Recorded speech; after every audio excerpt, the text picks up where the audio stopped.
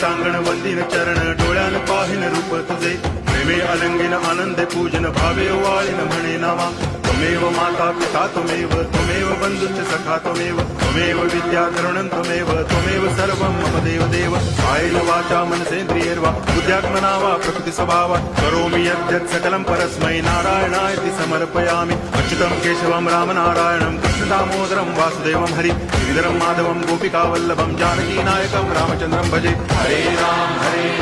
Ram Ram Hare Hare Hare Krishna